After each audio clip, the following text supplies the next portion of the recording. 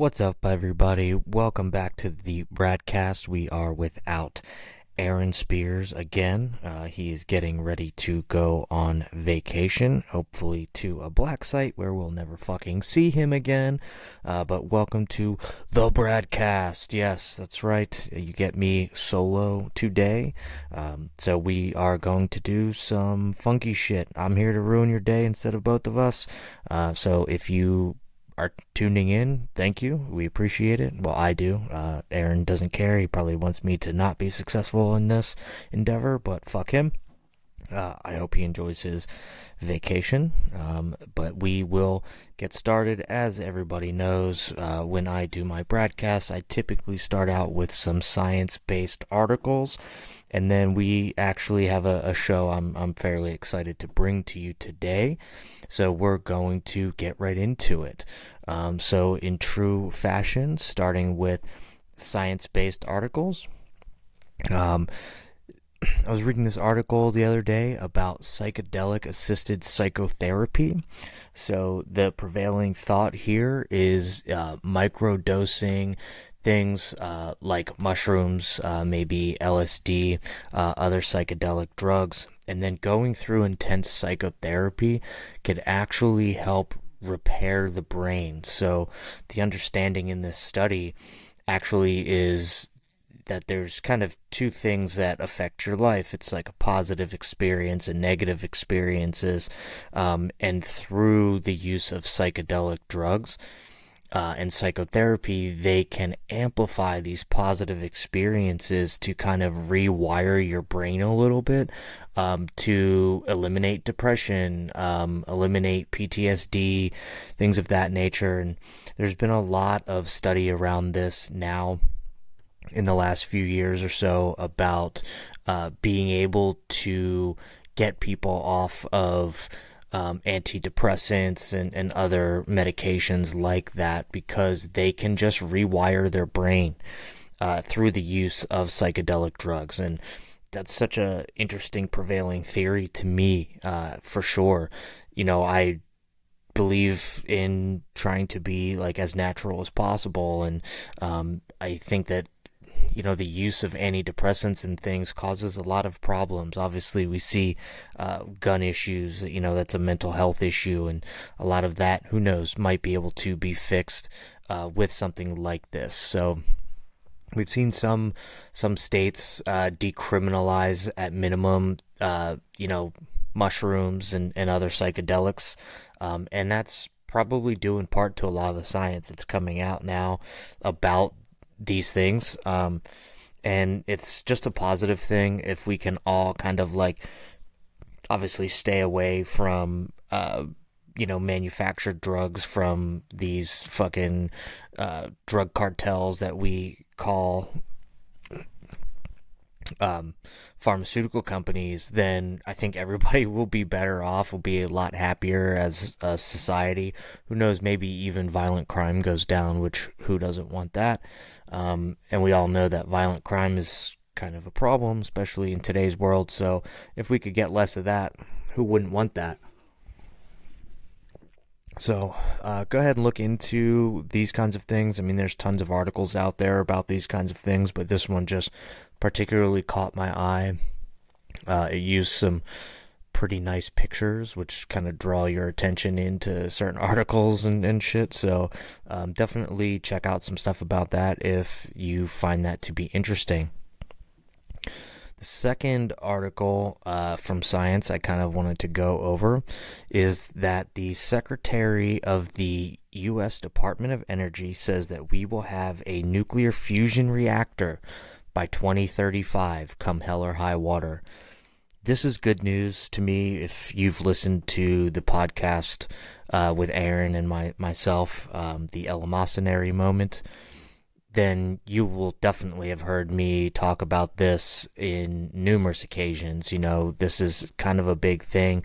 A lot of people are getting behind nuclear, just regular nuclear fission reactors now, and yeah, they're good. They're a lot better, especially than they were 40 years ago, 50 years ago.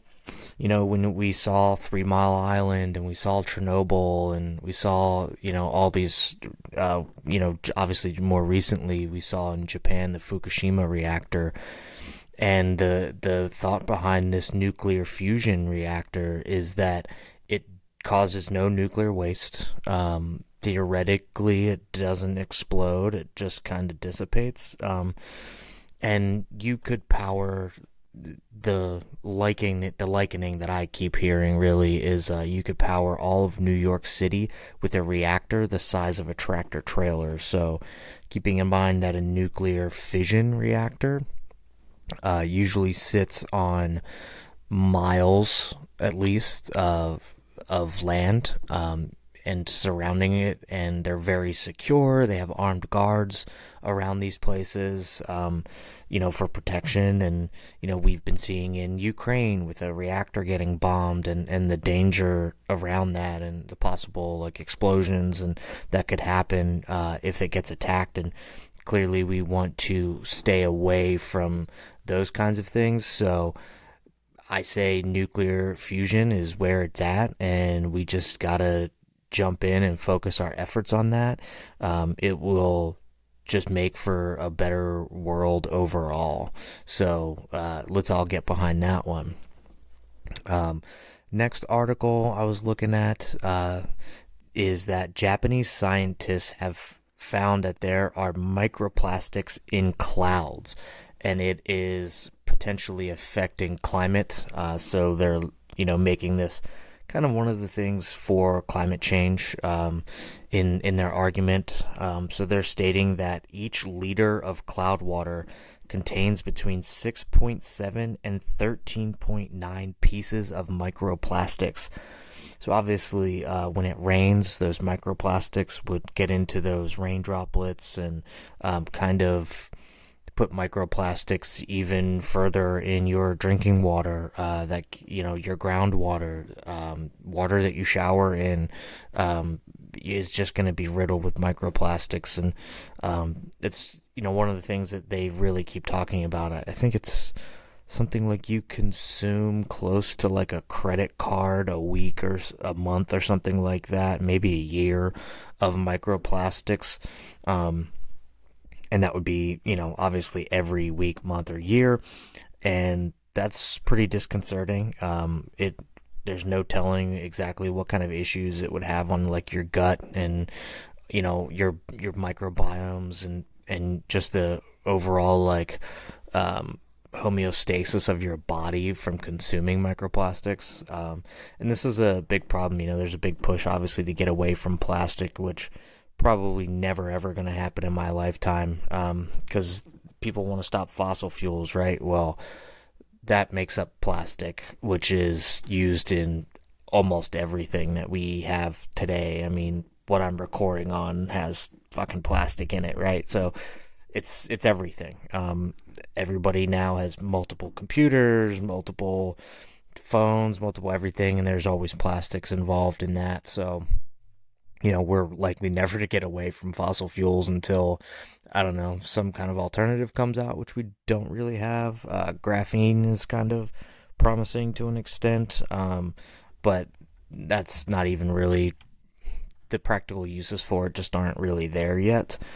So, they'll keep looking, but it's kind of interesting just to see how these microplastics ended up in the cloud structures that we have. And as we know, clouds move, so it's basically moving, raining plastic coming your way to everybody's home near you, I guess. So I found that article to be relatively interesting for sure. And now for the big science article.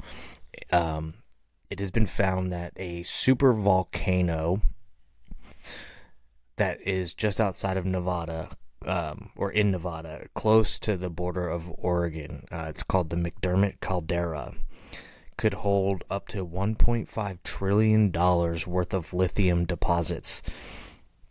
I believe that number makes it the largest lithium deposit in the world, with 20 to 40 million metric tons of lithium below a super volcano. So obviously, we get most of our lithium from places like South America. You know, lithium is again in our phones. It's in a lot of the technology. It's in batteries. Like batteries is huge, especially with the electric vehicle market trying to take market share away from gas powered cars. You have California banning gas powered cars, I believe, by 2030 or 2035. So lithium is super necessary. It's needed for, I mean, every battery, I believe at this point is a lithium battery, or at least probably should be. So this is kind of a big deal. I think the scary thing here is that it's under a super volcano, and as we all have kind of known, super volcanoes can be fucking scary, obviously. You think of shit like Pompeii, where all these people died from this volcanic eruption and stuff. And so what could happen really if we decide that we're going to start mining lithium out of a super volcano? Like what could happen? Like what kind of impact is that going to have? Is it going to explode and then cover, the United States in ash and block out the sun and shit? Like, those are all conspiracy theories, I guess. That could happen with super volcanoes. And so this one is really interesting because the threat is real, from trying to dig and mine lithium deposits in the super volcano. We've seen devastation from volcanoes in Hawaii and what it can do, and that's just a regular volcano. Like imagine a dormant super volcano that decides to erupt because we start fucking around in the ground and make enough shock waves and stuff to wake that up and just kind of get it cooking. So I don't know, is it worth all of that money? We'll see. I'm interested to see in the next couple years what happens. It might be for sale at some point. Somebody might own it if the federal government doesn't. And if the federal government owns it, they'll probably pay somebody to mine it with some no-bid contract or something like that. So that wraps up my science-based articles. I know that shit's not for everybody. Like some people don't give a shit about science. That's fine. You can skip this part, obviously. And you should if you don't like that shit. But fuck you. It's on you. That's what I like to talk about. And this is my Bradcast. I am Brad, so I'm going to keep doing it. On to the next set of things that I wanted to discuss. This is something that I find to be very entertaining, I guess, because as much as Aaron and I talk about all the very serious things that go on in the world. Obviously, we did a whole episode on the Israel, Hamas, Gaza conflict that's going on right now. And, we've touched on Ukraine and Russia, a million times. Politics, as much as it comes off as a joke, is also, fairly serious to some, and we can joke about it all we want, but sure, it's a serious topic. So I like to delve into some things that are a little bit lighter. So I'm calling this wacky news stories. So this is just bottom of the barrel shit that has happened, that is just kind of like off kilter. And so I picked a couple of these. I was looking at some of the weirder things that are out there that people miss. This is news that not a lot of people see. You might see a couple things on Twitter. You might see, videos. I know this first story, and I'll get into it. I believe there were pictures that were floating around and stuff like that.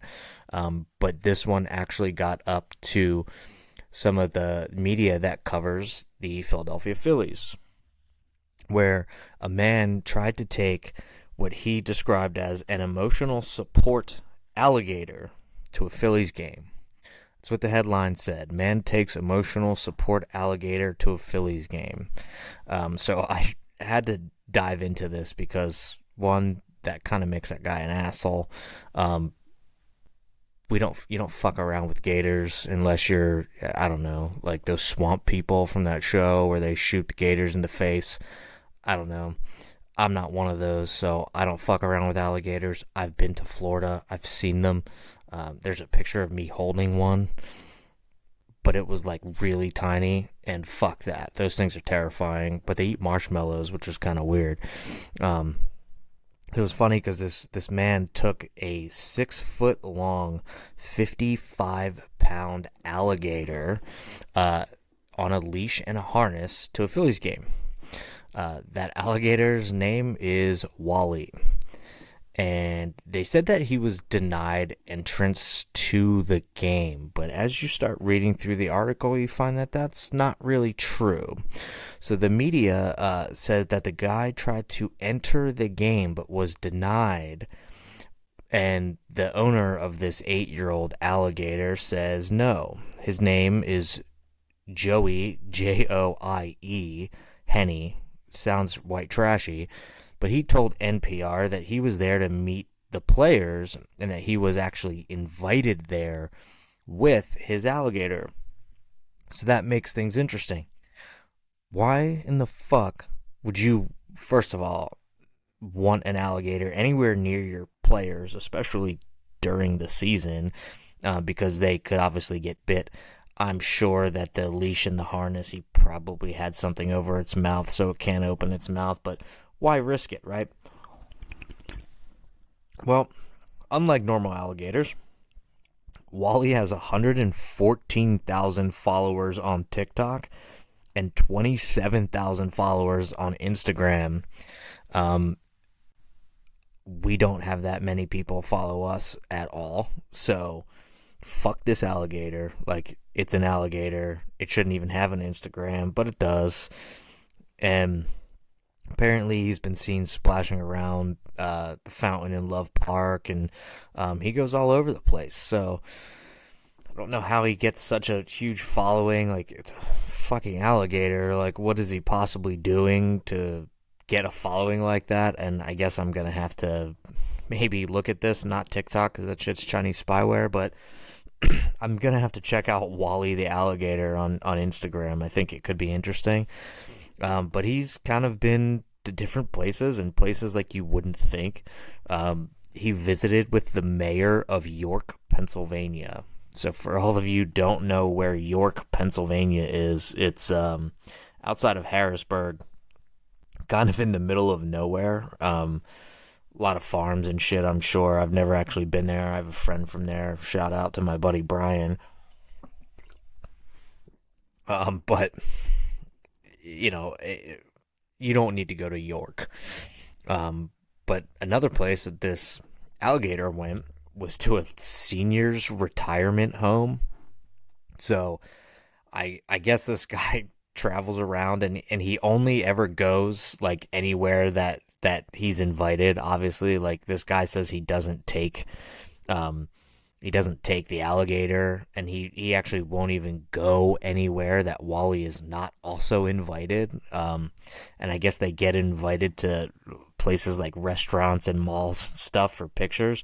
And funny enough, this alligator was the visual reference for alligator Loki on Disney's show Loki.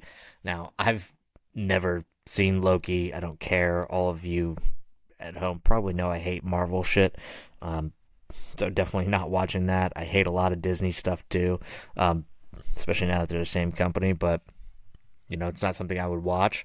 I didn't even know what alligator Loki was, but apparently it's a thing. So this guy, quote unquote, got kicked out of the game, which wasn't true. And he actually noted that many people at the stadium were happy to see Wally, and they were giving him hugs and kisses, which he says isn't unusual. Why the fuck would you hug or kiss an alligator? Like, you're not Steve Irwin. Like, take your ass home. I mean, even Steve Irwin tried to fuck around, and he found out by getting stung in the heart by a fish. Like, I'm sorry, a manta ray or whatever. I don't know. I'm not a fucking marine biologist, but that shit killed him. So you're just playing with fire here. Apparently, Henny said that the Phillies do want Wally to come back, but sometime maybe in the off season or when they're training or something like that. You don't want to fuck up your season by getting your arm bit off by an alligator. And apparently meet the players on the field during an off-season game, and he's just waiting for the team to call to get Wally there. The next wacky news story I have is the Fat Bear Week winner was announced. Yes, that's right. Fat Bear Week is apparently a thing. And no, that is not just another name for hairy fat guy. That's not what this winner was. It wasn't a hairy fat guy. It was an actual bear. And I've seen some newscasts about this where they're all kind of talking about these different bears. And I guess the way that it works is the Fat Bear Week. It pits brown bears in Alaska in a tournament-style competition where the public votes every day, and the winner is declared on what's called Fat Bear Tuesday. So not only do we have Fat Tuesday, we got Fat Bear Tuesday. I don't know when Fat Tuesday is. I think it's something to do with Cinco de Mayo. Honestly, I don't fucking know. Don't care. It's not a real holiday. But apparently it has Fat Bear Tuesday. And the winner of Fat Bear Tuesday was Bear 128, also known as Grazer, was crowned King of Fat Bear Week of 2023, and this was back on October 10th. This bear received five times as many votes as the runner-up, aptly named Chunk. Yes, that's right. Grazer and Chunk. It sounds like if they were grazing, maybe they wouldn't be that fat, but as we all know, the premise behind this, maybe you don't know because you've probably never heard of Fat Bear Week. I know I hadn't, is that bears, they have to gain all this weight before winter so that they can hibernate where they don't eat or drink for 3 or 4 months at a time. And so basically during this process is when they came up with Fat Bear Week. I mean, who honestly gives a shit, but it is kind of funny.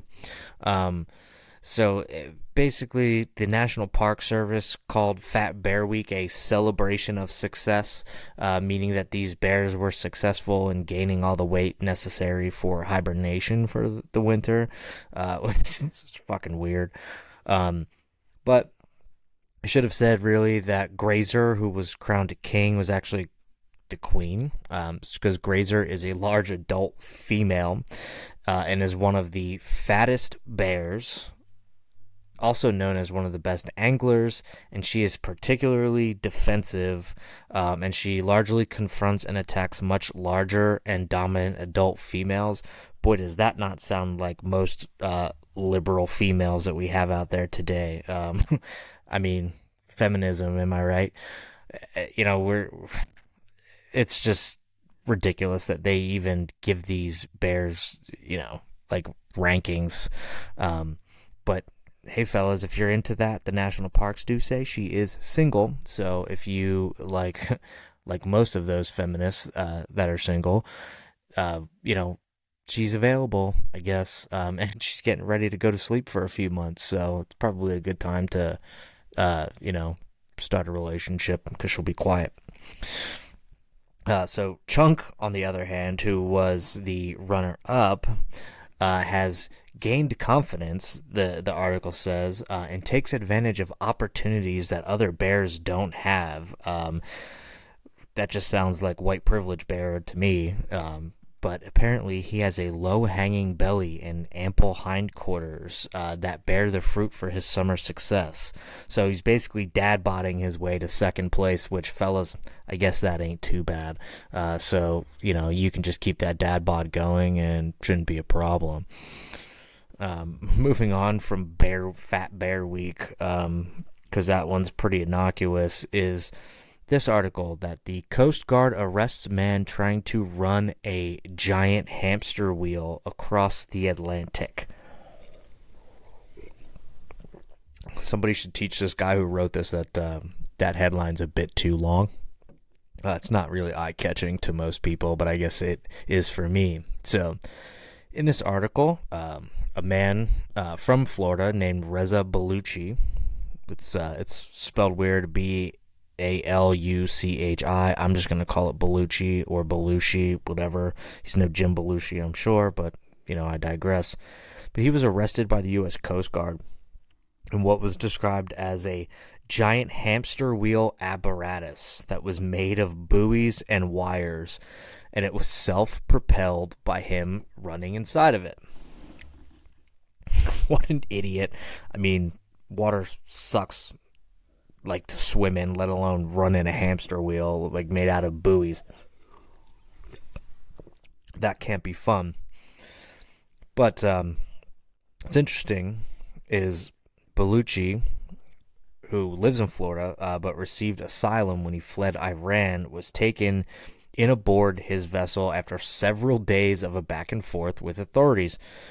So the Coast Guard went to arrest him, and he spent several days still in the water going back and forth with the Coast Guard. Like, they just kind of didn't get him off of his vessel. And so it's funny that he's from Iran because he tried to run from America back, but apparently his destination was to get to London, England. I wonder why, but authorities found him 70 nautical miles, I should state, off the coast of Georgia as they were preparing for an incoming hurricane. So they were kind of out there doing some hurricane prep. This happened, I guess, the end of August, somewhere around there. So they were out preparing for an impending hurricane, and they found this vessel out there, which is kind of funny because, like, as large as the ocean is, you just happen to find this fucking idiot in a hamster wheel running through the water, floating, I don't know, whatever. But Baluchi told these authorities that his destination was London, England, which is more than 4,000 miles away than where he was found. And when taken aboard the Coast Guard vessel, he was asked for his vehicle's registration, to which he said it was registered in Florida, but he could not find the vehicle registration. Seems like at the high seas, it's the same fucking excuse. You can never find your registration. That's because it's not registered, which I'm okay with, but obviously they aren't. This vessel is known as a hydropod, and the authorities state that he was using it, but conducting it in a manifestly unsafe voyage. So they wanted to get him out of this vessel and everything. And so during his encounter, the Coast Guard approached the vessel in a small boat and asked the man to come aboard their boat, to which he informed them that he had a 12-inch knife and he would attempt to kill himself if they attempted to remove him from the vessel. So the officers left. They waited a little bit and they decided to approach him again. So this is why, he's had like that back and forth, and it's like several days. I think this went over like 3 or 4 days. So on their second approach, Baluchi flashed 2 separate knives and threatened to blow himself up, along with the vessel, and he was even holding wires in his hand. But eventually, another vessel approached to bring the man food and water and kind of warn him of the impending hurricane. And because of that news, he eventually revealed that the bomb was not real, and he gave up and went aboard the Coast Guard ship. So he was released on a $250,000 bond, and is not allowed outside of the Southern District of Florida. He's not allowed to go to the ocean or board an ocean-bound vessel. But apparently, this is not the first encounter that this guy has had. He's made several attempts at a similar feat in 2014, 2016, and 2021, so not that long ago. He also reportedly ran across the country Gump style, not once but twice. And when asked for a comment, Bellucci said, "I just kept running." So, moving on. This one is lighthearted and good. A box of giraffe poo was seized at an airport after a woman wanted to use it to make a necklace. So a woman in St. Paul, Minnesota was selected to have her belongings inspected by U.S. Customs on September 29th when she declared that she had a small box of poo. The woman told officials that she picked up the poo on a trip to Kenya and brought it back in her luggage to make a necklace. So she's foregoing a pearl necklace for a shit necklace, and we're all here for it. Coincidentally enough, also not her first time. It's not her first attempt at poolery, I guess I would have said there. But she also has a necklace made of moose feces. So apparently giraffe poo can be brought back to the U.S. with proper permits and inspections, according to this radio station in Minnesota that covered the situation.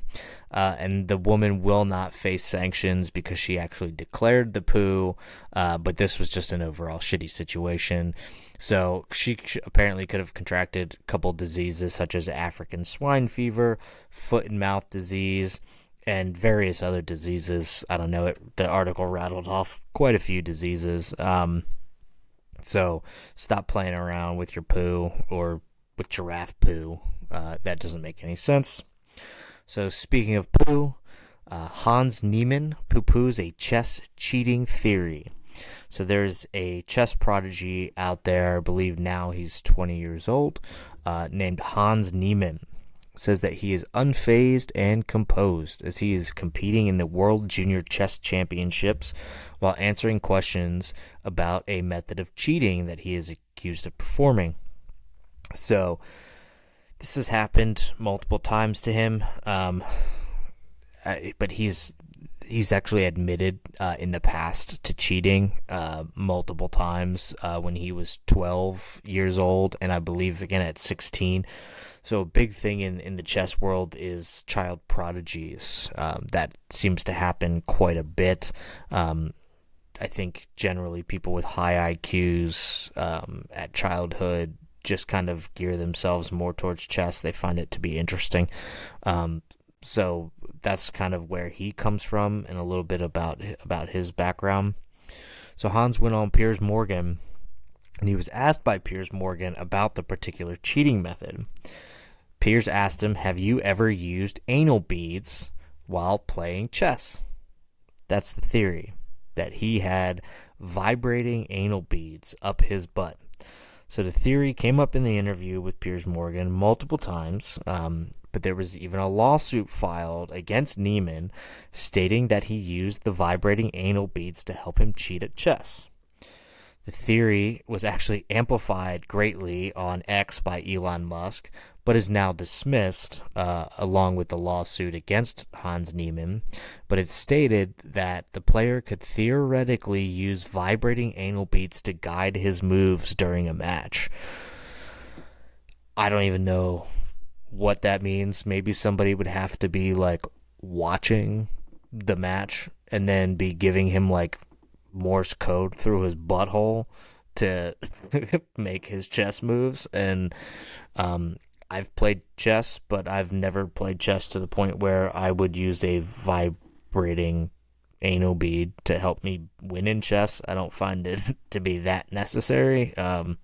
Maybe at his level it's possible, but it is important to note that Niemann has beaten the person who accused him before, who is actually ranked number 1. So Niemann beat this player. I believe his last name's Carlson, and Niemann is the 69th ranked player, aptly numbered, and he beat this guy Carlson, who is ranked number 1, and that's the guy that accused him. But it's just kind of like one of the theories that is out there for for chess, and this is probably the most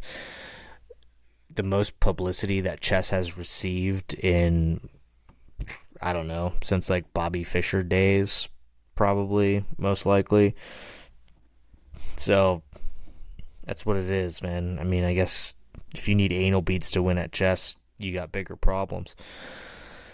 The last wacky news story I wanted to cover was that female frogs will fake their own death to avoid unwanted male interactions. Boy, does that sound familiar to incels.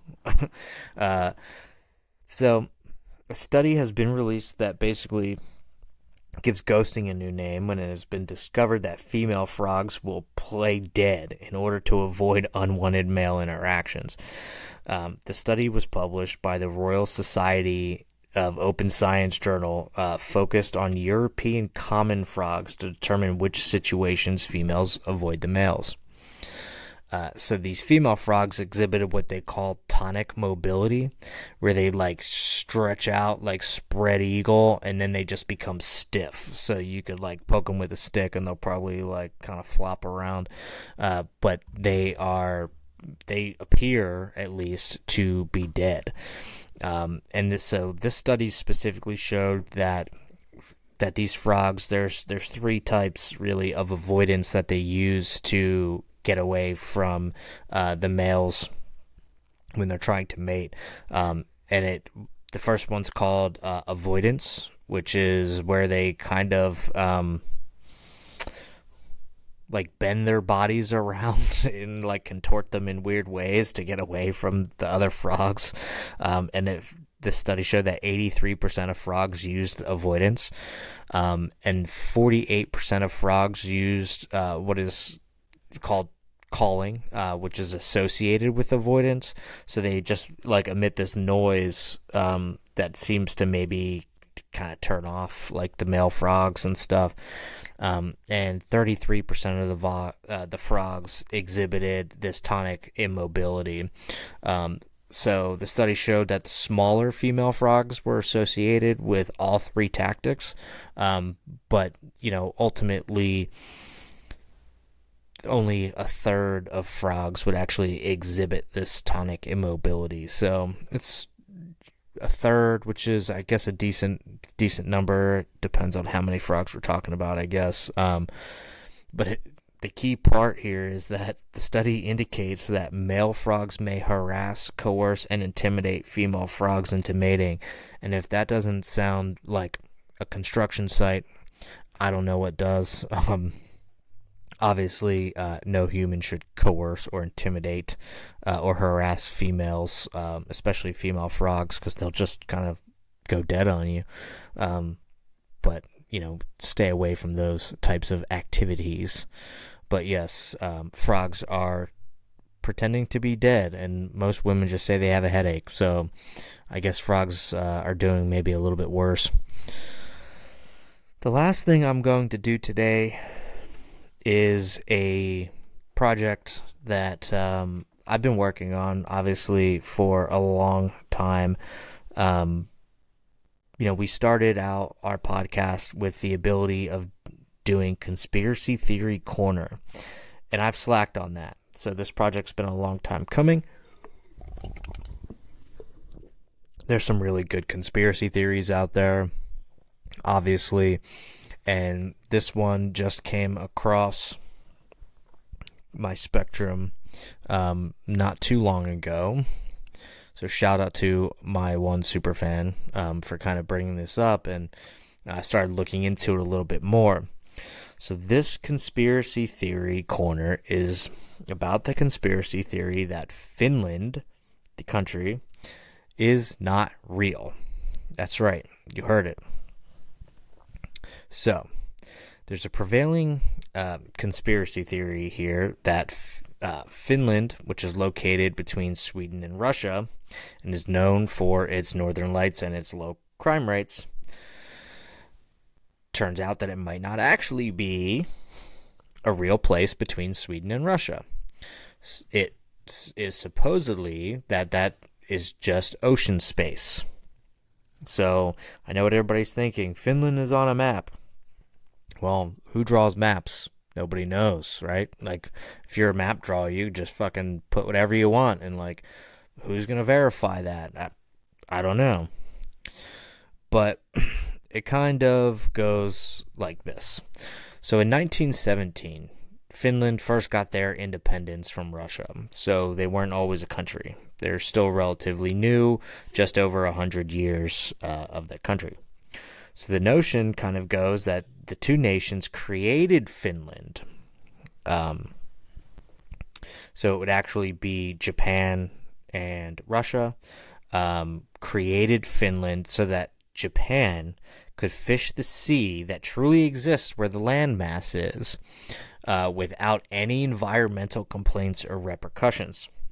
And the fish that are caught are then shipped via the Trans-Siberian Railway, which is where Russia comes in, obviously, which is the real reason why that Trans-Siberian Railway was built.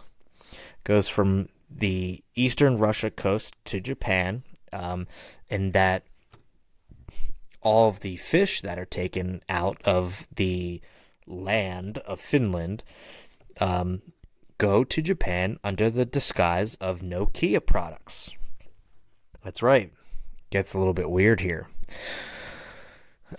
So the theory states that this is why Nokia is the largest Finnish company that exists today, and it's also why Japan is the largest importer of Nokia products, despite the fact that not many people in Japan have Nokia phones. Okay, so a little nutty here. There's a little bit more here. Basically, that Russia and Japan wanted all of the good fishing for themselves. Finland is known very well as a huge like fishing community, and that's probably one of their main exports and import, or even like and foods eaten. They probably have a very high like fish diet, things of that nature. So they just wanted to keep all this good fishing for themselves, and they wanted to prevent people from going there to fish, so they made up a landmass as opposed to just telling people that there's water there and saying that they own it. So people from Finland obviously believe that they are a country, but we don't know that. They could technically be Eastern Sweden, they could be Western Russia, they could even be Northern Estonian. Nobody kind of knows. So, one part of the theory is that the world governments, and this goes back to like the maps and everything that are drawn, are so in on the conspiracy because Finland is viewed as one of the most perfect places in the world to live and to model themselves after, so that it's basically a model for other countries to aspire to, so that they have to keep this idea of Finland alive. So much so that the world has forged GPS coordinates and satellite imagery. That's how deep this goes. People are stating that there is forged GPS coordinates and satellite imagery. And this all kind of came about because basically some kid was told growing up that Finland didn't exist by his parents, and he took it to Reddit. And Reddit just did what they do, and they ran with the conspiracy theory. And so people thought about it, and there was one Reddit thread, and then another Reddit thread popped up. It was like, this is for all the people that actually believe that Finland doesn't exist, and that we're not just like a bunch of shills and shit like that. So it's like one Reddit spawned off of another Reddit because of this and like all this other shit. But you do find some like pretty wild shit in there, right? So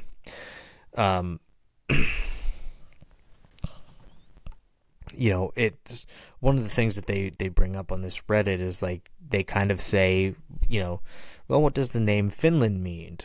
Like Finland mean? Yeah.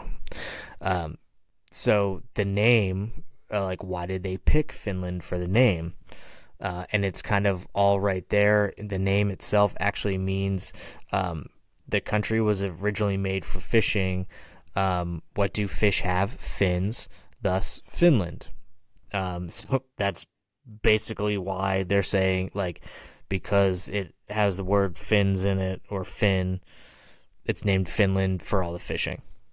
Like, which is true, they're known for fishing, sure, but that the name indicates that somehow it doesn't actually exist.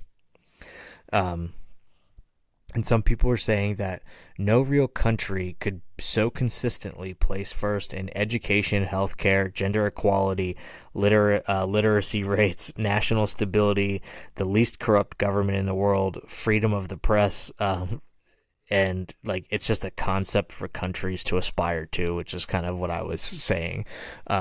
So I don't know, man. Does Finland exist? I've never been there. But I believe I know some people who have been there, and they say it's nice, but were they really there, or were they in Sweden, or were they in Russia, or were they in Estonia? Who am I to say? I don't know. I guess I'll have to check out for myself, but it's not like you see a border necessarily that is like, hey, this is definitely Finland, like everybody has borders and there's signs around them, but is this true? Do you all at home believe that Finland is real? I don't know. I'm not here to tell you whether or not it is or is not. I will let you think that for yourself. So, welcome back, Conspiracy Theory Corner. That was an interesting one to dive into because I had never heard that before a couple days ago. But thank you for joining me today on the Bradcast. Can't wait for next time. I believe we should be back to the regular eleemosynary moment next week. Bye, everybody.